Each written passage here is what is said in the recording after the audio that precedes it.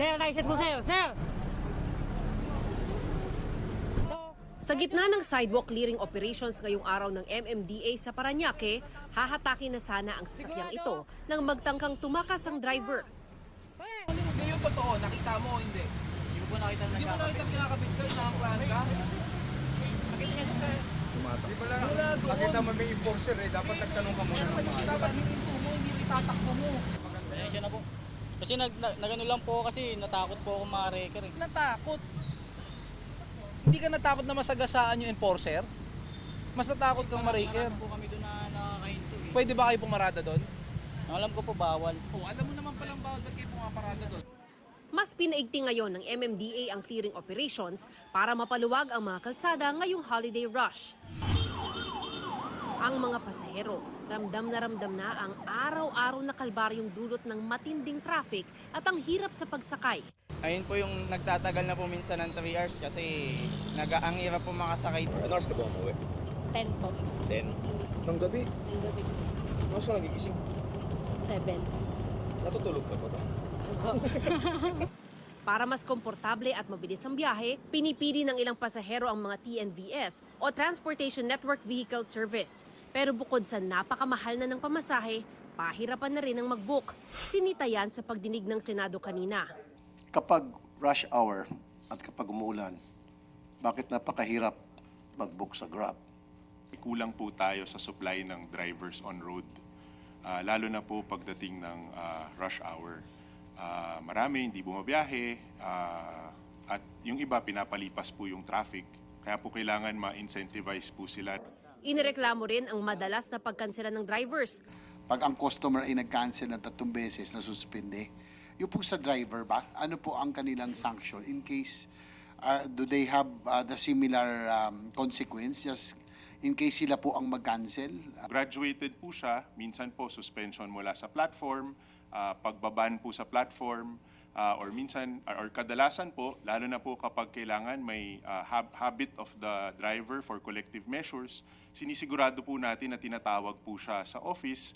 Madalas din daw nagpapatay ng app pag rush hour pati motorcycle taxis. Hindi siya magre-register dun sa sistema ng app ng Angkas at saka ng Joyride.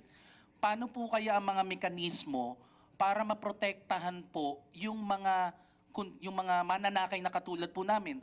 Ang Angkas, meron daw fraud detection system para matuko yung mga rider na nagbubukas patay ng app. Na-check po natin yung meron na po tayong mga naban based on that.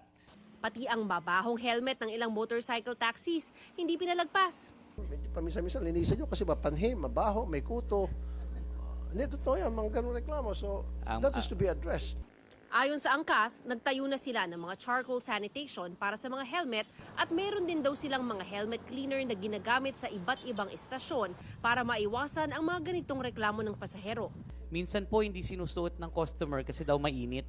Yung po yung rason nila. But required naman po yung shower cap most of the time. Sinita rin sa pagdinig ang pahirapang pag-book kapag discounted passenger, gaya ng PWD, senior citizen o estudyante. Reklamo naman ng ibang drivers, may mga umaabuso umano sa discount. Ayon sa LTFRB, may memorandum of agreement sila sa mga TNC gaya ng Grab na sila dapat ang sumasalo sa discounts. Before we award them the franchise, nandun na po yun. The 20% discount shall be shouldered by the TNC regardless of whether it's Grab or any other TNC. Paliwanag ng Grab, sinusunod lang nila ang Memo Circular 2018-004 na nagsasabing driver ang sasagot ng discounts. Giit ng mga senador, dapat TNC na ang nagbabayad nito. Nangako ang Grab na makikipag-ugnayan sa LTFRB. Sabi naman ng Grab sa issue ng surge sa pamasahe, napupunta sa drivers ang 80% ng dagdag pasahe kapag traffic, maulan at magpapasko. Nagbibigay rin daw sila ng dagdag na insentibo sa drivers na kinukuha sa price surge. Kaya tutol ang mga driver sa panukalang tanggalin ito.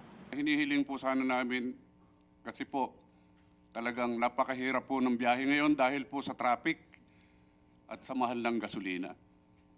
Ang hinaing lang po namin sana wag nang bawasan yung surge dahil importante rin po ito sa amin para masulit po yung aming kita para sa aming mga pamilya.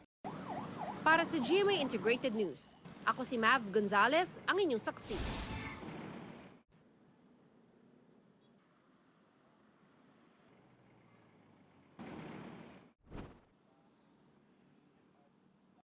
Mga kapuso, maging una sa saksi.